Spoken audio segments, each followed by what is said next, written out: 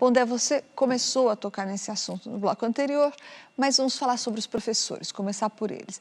Eles estão numa situação complicada porque, ao mesmo tempo que os pais ou a própria escola não pode exigir deles que tenham preparo para fazer um diagnóstico de transtorno mental dos alunos, ao mesmo tempo também, se o aluno é mais tarde diagnosticado, ele, professor, pode ser acusado de não ter levado a sério, de não ter prestado atenção em algum indício.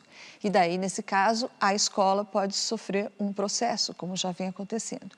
Qual é a saída para isso? O que acontece hoje é que, como eu dizia antes, os pais tendem a pressionar a instituição no sentido dela oferecer serviços de psicopedagogia ou psicologia.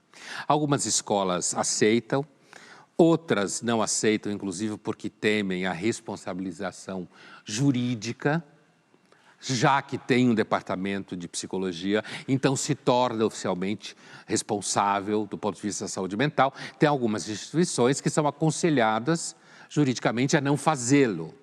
Outras cedem ao pedido, inclusive no sentido que você falava, que é uma possibilidade de você fazer uma certa cobertura da escola, porque na medida em que vai aparecendo demandas, por exemplo, uma demanda que tem aparecido no mundo escolar depois da pandemia, as escolas, elas interromperam com o ensino à distância, né?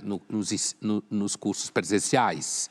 É claro, nos que são EAD já eram à distância, mas nos presenciais voltaram ao presencial, principalmente em 22.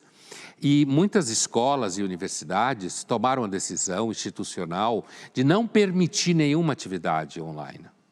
Portanto, não permitir que tenha algum aluno em casa acompanhando a aula enquanto tem alunos na sala, como foi usado em 21 em algumas instituições. O que acontece?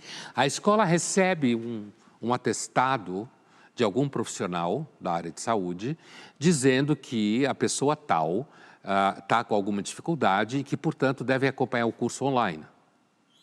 Aí você tem um conflito do ponto de vista institucional, de uma decisão interna da instituição, que entende que é importante que os alunos, os jovens, as crianças, tudo mais, voltem ao convívio presencial, o que é verdade, principalmente do ponto de vista de jovens, mais jovens.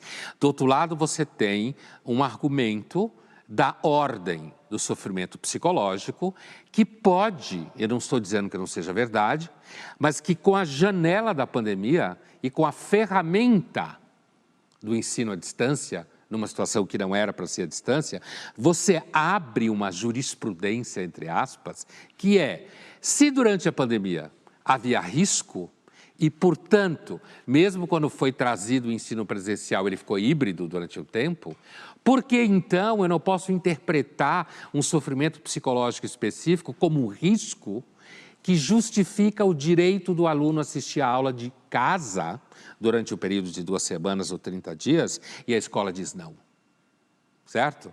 Então, essa é uma questão, assim como várias outras questões, que não tem solução no horizonte.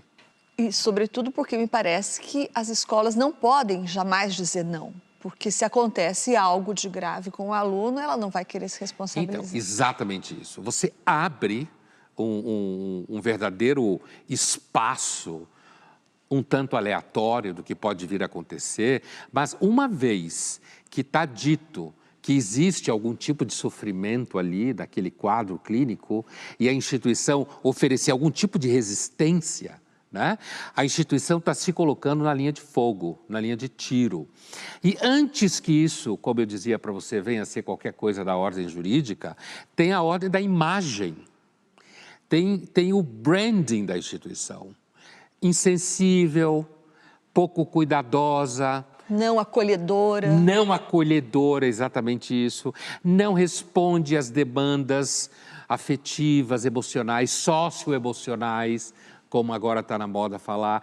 Então, você tem toda uma gama de literatura, de pesquisa, de texto, de medicação, de diagnóstico, de clínicas que inclusive são oferecidas às instituições, certo? Isso vai criando uma camada de proteção para a instituição e no final do dia, como está na moda se falar, o jovem ou a criança vai paulatinamente se transformando num problema cada vez maior, cada vez mais preocupante. E a gente sabe qual é a solução que as pessoas estão dando: não ter filhos.